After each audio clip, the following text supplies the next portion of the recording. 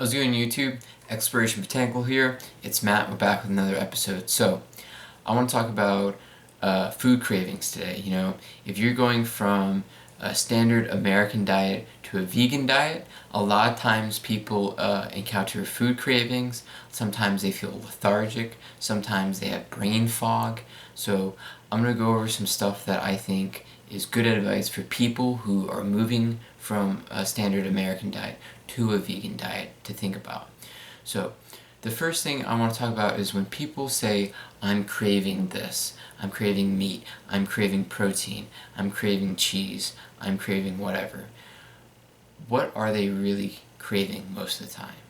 They're craving calories. Most of the time when people switch from a standard American diet to a vegan diet, they cut out a lot of the processed, oily, fatty, calorie-enriched foods that they were eating.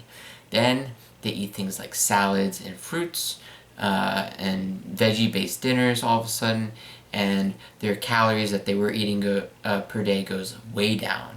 And a week into it, they don't even realize it, but they're on a massive diet and they don't even realize it.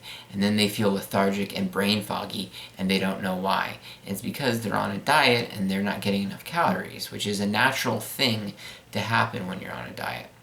So the first thing is that if you are eating a healthy vegan diet, make sure you're eating enough. Get plenty. If you're eating a true whole food vegan diet that is majorly protein and carbohydrates, it's usually going to be carbohydrates and protein and then fat, then you can eat as much as you want. You'll be fine.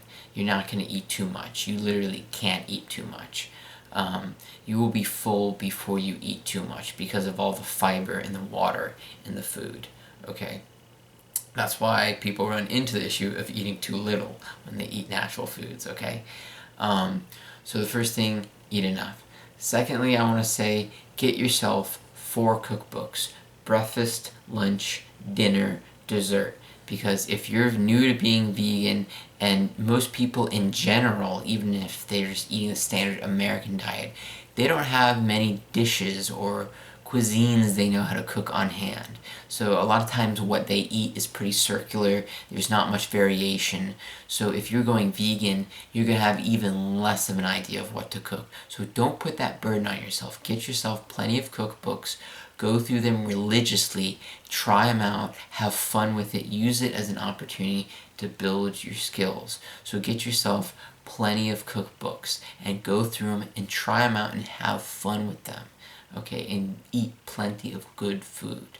Okay, so beyond those couple points talking about cravings, lethargia, and brain fogginess and things of that nature when people transition to a vegan lifestyle, here's some personal things that I wanted to definitely hit on to mention. Eat things like mushrooms. Mushrooms, high protein, high vitamins and minerals. There's thousands of types of them, so there'll be literally a type for every type of dish you want to pair with. So they're very diverse in what you can pair them with because there's so many of them, and it'll really help you with your cooking understanding when you get into mushrooms, because so many good recipes and good cuisines use mushrooms in them, especially Asian cooking and European cooking uses lots of mushrooms. Going more simply, a simple vegetable, I love eggplant. It's easy to grow if you like gardening. Grow Japanese eggplant. You can eat the skin, you don't even have to cook it. It's cheap at the supermarket and it's there year-round. If you don't want to grow it, and it tastes really savory, and it's great for filling dishes if you're making a baked lasagna, veggie lasagna. If you're stir frying, making stir fry, it's a great filler to fluff up and add more volume to your meals, and it adds just this deep eggplant taste that's just really good. People go crazy for it once they're into it. Things like seaweed. You're probably thinking, oh, that's random. Believe it or not, MSG, the artificial flavoring that they use to have that savory, salty taste in soups and in Asian cooking, originally was first taken from seaweed. So seaweed is a great natural, savory, umami flavor additive, and it's high in iron, it's high in chlorophyll, it's very healthy for you. Talking about chlorophyll and iron, eat your leafy greens.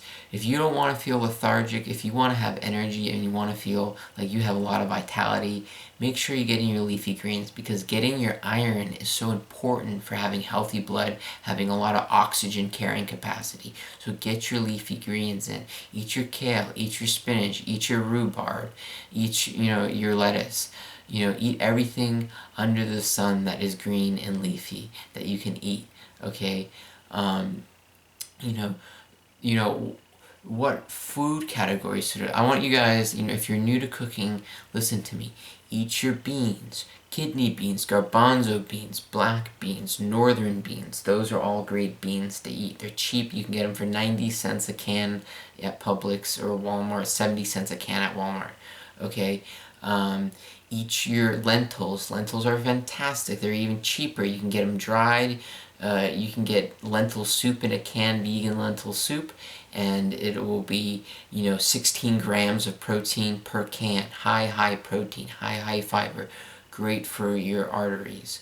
Okay, you got your beans, legumes, sweet potatoes, yams, normal potatoes, great sources of vitamins, minerals, anthocyanins, which are the colors. Fantastic for you. Also have a good bit of protein, believe it or not. Potatoes do. Let's see, what else did I have written down for you guys? Obviously other spices to add in, things like turmeric, curry, spicy peppers.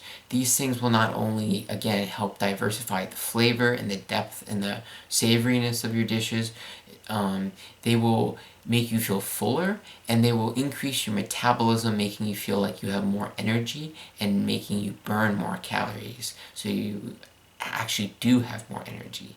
Okay, let's see. Olives are very good. Olives are very healthy, super complex in their flavor. I love adding them in my sandwiches. So good.